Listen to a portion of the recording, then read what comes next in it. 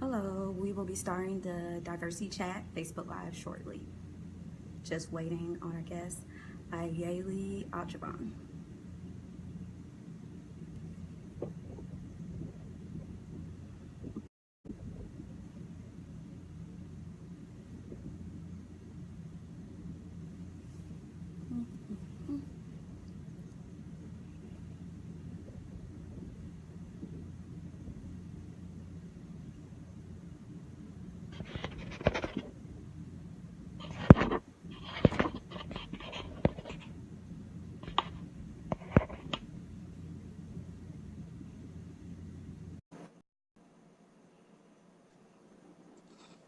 Hey, Mira.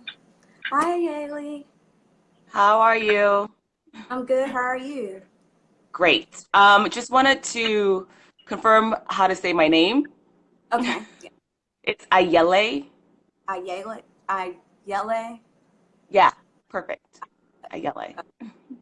Well, we Hi, already have Mary. some. Cool. Well, we have 1 minute, and we already have some people watching. Amira Fantastic. and Yvonne. So good, good. And Hi, thank you Mom. again. Absolutely. It's my pleasure. This arm might fall off, though. Oh, I'll say God after this. Okay, so 1 minute. All right, it's time. Hello, everyone. Welcome to PRSA Nashville Diversity Chat for Public Relations Society of America. I'm Ivy Johnson, and this chat is an online discussion about diversity and inclusion initiatives in the industry. Please send your comments and questions during the live feed. Our guest today is Ayele Ajavon, and a little bit about her. She's an award-winning communications professional with more than 15 years of experience.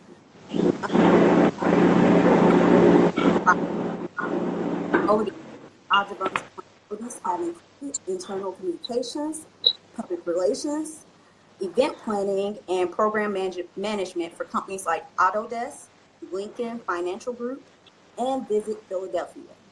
Ajavon currently serves as Director at Large on the board of the San Francisco chapter of the Public Relations Society of America. Welcome. Let's get started. Hi. So, why did you decide to pursue a career in public relations?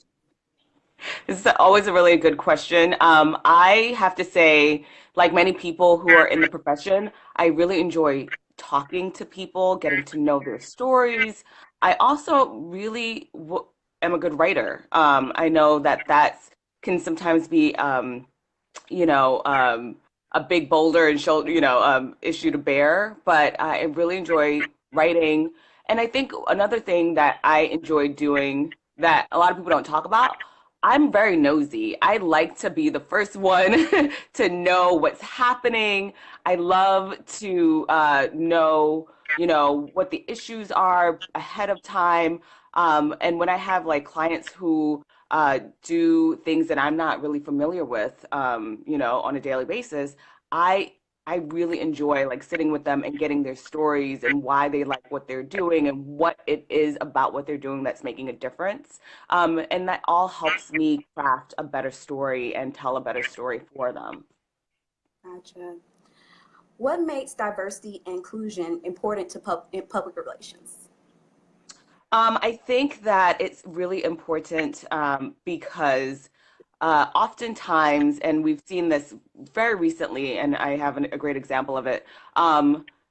Oftentimes, when communications professionals are not at the table participating in the conversation to plan how to execute a particular to talk about a particular issue, and especially without the lens of diversity and inclusion, you run the risk of alienating your parts of your employee base if we're talking about internal communications, or if we're talking about externally PR, you run the risk of alienating some of your clients or your shareholders. And that's something that you don't want to do, and it's damaging to the brand either way. A really good example of this was last year after our current president was elected, and a lot of CEOs sent out these very personal, very heartfelt messages about, where they stood regarding the current president and his administration, um, not realizing that not everyone shared their opinion. So while they were, believe that they were doing absolutely the right thing, some people who had voted for our current administration and did believe in his rhetoric, and their rhetoric, felt alienated and attacked. That could have been mitigated, by working with your communicators to find the right tone and the right message to share that would have included everyone. And not to say that the messages were wrong, but it did cause a lot of friction during that time with people who felt attacked. And at PRSA SF, we took that as an opportunity. We took what was happening at that time as an opportunity to educate our members and had a wonderful panel discussion that was titled "United, Not Divided: Communicating Through a Crisis," where we talked through how to craft those messages and what you should be thinking about when crafting those messages. Gotcha. Good stuff. Let's see. What's the greatest challenge with promoting diversity and inclusion in the PR industry in your area, whether it's San Francisco or Philadelphia? What's the greatest challenge, specifically San Francisco? I think one thing about San Francisco is that the people in San Francisco really, really want to do good and do the best that they can with what they have. So there's not a lot of resistance to focusing on diversity and inclusion. But I think what I found challenging and what many people find challenging is the fact that you don't always have a very tangible end result. And I know that a lot of people in the Bay Area really enjoy having data points and knowing what the results of your efforts are.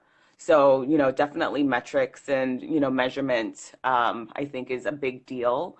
And then ultimately, like seeing how diversity and inclusion affects a company's culture at the end of it all. Okay. So your chapter won the 2017 PRSA Chapter Diversity Award. Can you Yeah. tell me more about this recent accomplishment? Yeah. You know what? I think that a great deal of us know that diversity needs to have a seat at the table. And one of the things that we did last year, and we started doing prior to last year, was making sure that we had a seat, like physically a seat at every single committee, on every single committee. So I actually served on pretty much three committees last year just to ensure and have everyone else, all the other leaders of all the other committees understand that, diversity can't be an afterthought. It has to be um, included in the planning stages, in how where we have our events, what kind of events we're having, who's actually going to be speaking on behalf of whatever topic we've chosen. So it's not just like talking about diversity and inclusion topics. That wasn't just what we did. We made sure that all of our events in the last year and a half had a diversity lens through which we viewed it, well, put them together. And I think that's very, very important because it is a practice that a lot of people don't have experience with. And I think that's where we all fall short in our day-to-day jobs. And then the other thing that we did was especially for the Diversity and Inclusion Committee, we tried to capitalize on everything that was happening in the moment and try to create programs that would assist our members when they went back to their organizations. So, for instance, so my thought process is don't just try to tackle diversity and inclusion when you're having an issue. So, with this recent Starbucks debacle, trying to realize like this is a learning opportunity for another organization. You know, how do we tackle implicit biases? As Starbucks is actually currently planning on doing, I think later this month. But yeah, so it's like, you know, let's take that as an opportunity. How do we, you know, should we do a program about that, or how do we create take this as a learning opportunity for our members, and what can we do to help them navigate something like this if they were to experience it? Good. It looks like we have a question. Yvonne said, do you find it hard to get sponsorship to support your initiatives? Or I guess more Um, support. well, I will say that within the organization, within PRSA um, our committee operated on $0. You know, there's a lot of support for it, you know, which is why I was allowed to be on so many committees and engage with them on their planning and the execution of their events. So they were supportive of it, but you know, financially, you know, we raised money for our events, and people were really eager to provide those resources for us in order to hold our, you know, whether it be in kind donation for space. Or food or beverages, you know. So I didn't find it hard. I think people really believe that diversity and inclusion is important to the bottom line, but as I mentioned before, it's about proving it. And so people are willing to give, and you know, as long as you have a good story and a good event, I think, you know, people will definitely step up to the plate. Tell me more about the initiatives that help you win the chapter award. For example, I see there were some Google chats through YouTube. And what's some other things that happened at your chapter to help win the award? Okay, so I think a really good one was, and Amira is asking about a checklist that I use when planning, you know, events to ensure we have inclusivity.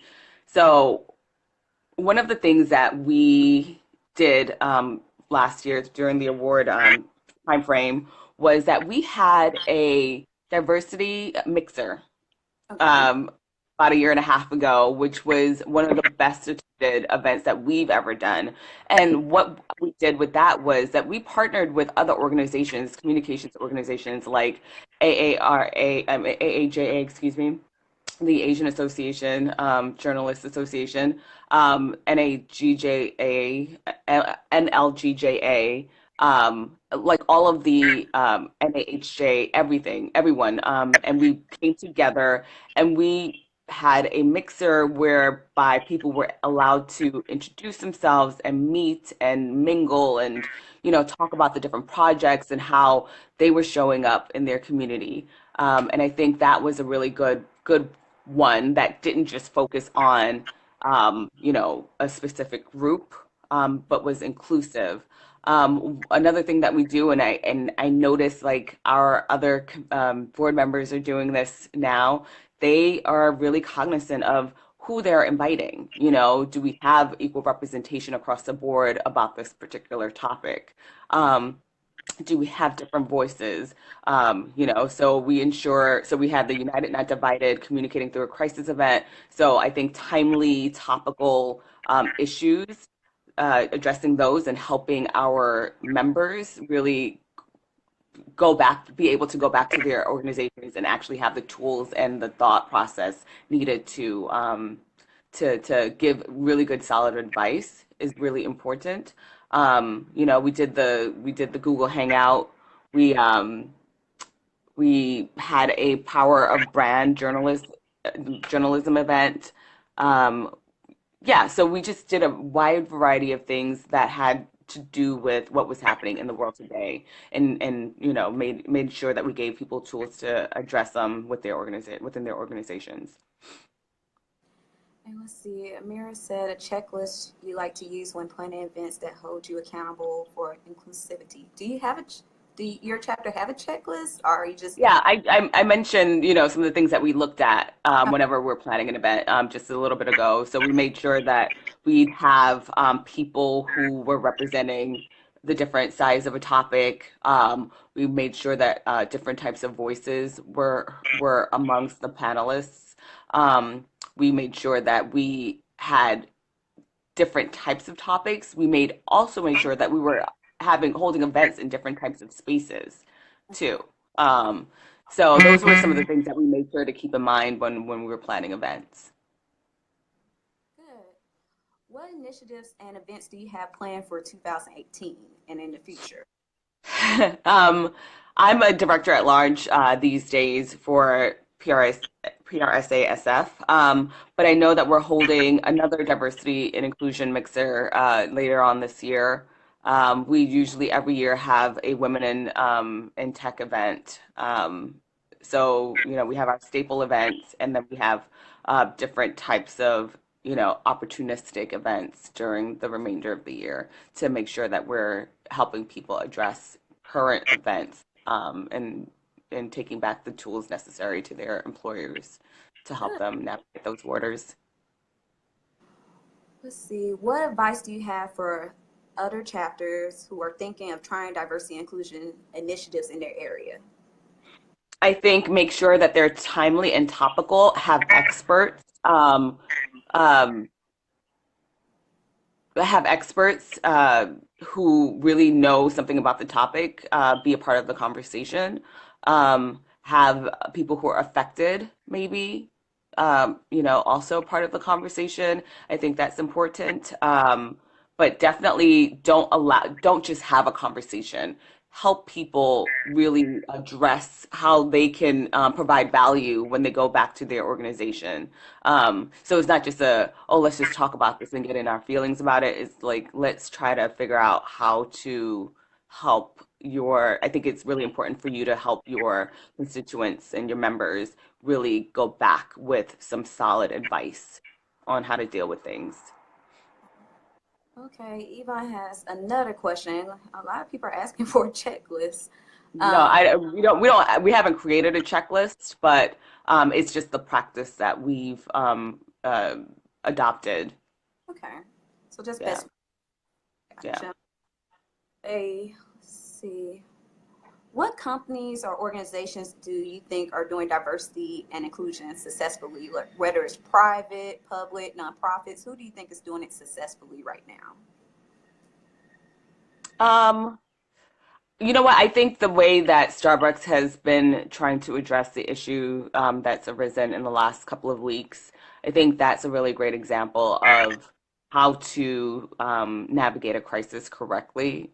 Um, I don't know if it necessarily takes one afternoon to help people address their implicit biases, but I think that it's a really good start and hopefully a really good start of a continued conversation that they're having with their employees to make sure that, this doesn't happen again. Okay. Let's see. Can you share some tips to other people in the industry who would like to bring more diversity and inclusion to their team? Because a lot of communications teams don't have the luxury of whether if it's diversity of thought or gender or race, and usually they have a diverse clientele internally and Hmm. externally. So when it comes to Right. hiring more PR or communications professionals, what advice do you have for trying to include diversity and inclusion in the hiring process or even interns as well? Well, I think it's where you show up. It's where you're showing up to find these candidates and interns. I think the nets have to be cast a little bit more widely um, to find a more diverse pool of people. And I think that it's important to not just go to the same well all the time because those people bring, those environments are pretty much the same, especially if you're bringing people in from school. Yeah. Um, you know, so it's important to like go beyond just like, okay, we want to get, the people from these Ivy League schools. It's, let's go to HBCU schools and, other types of maybe trade organizations as opposed to like just the same place over and over and over again.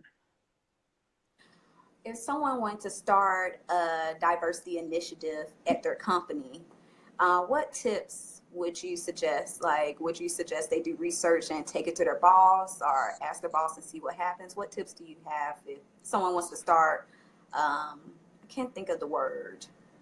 I don't know if it's a apprenticeship, but a certain type of inclusive program at the company where it's internal or external. Okay, I think, research is very important, how it'll affect your bottom line. There are great resources out there. I cannot think of them off the top of my head at the moment, whereby, you can get those proof points.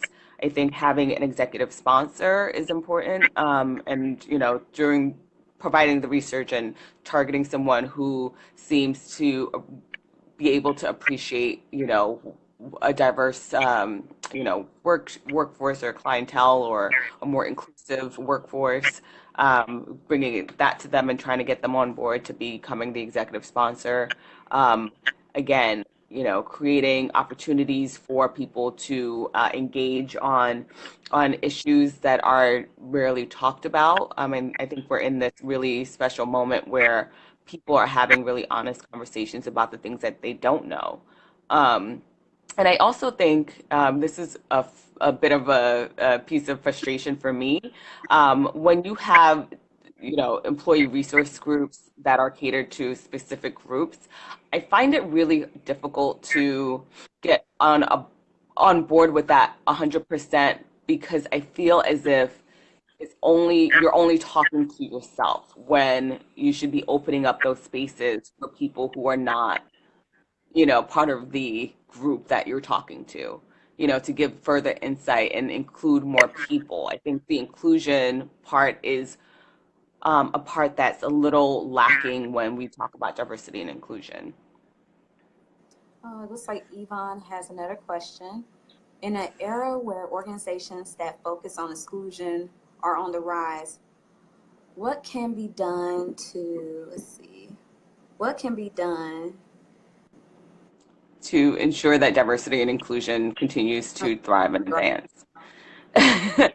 Um, exactly what I was just saying. So it's like we were, I was answering your question as you were typing it, Yvonne. I think that, um, you know, team resource groups, employee resource groups, TRGs, whatever they are, I think that a part of that, which is missing for that is the inclusion part. So while you can have an African American TRG, team research group, that has events, that talks about Juneteenth and Black History Month and all of that, instead of it being just or making it feel as if those spaces are just for African Americans, I think the part that is missing is to try to include other ethnicities, or invite them to the table so that they can see and they can learn about what's going on with you.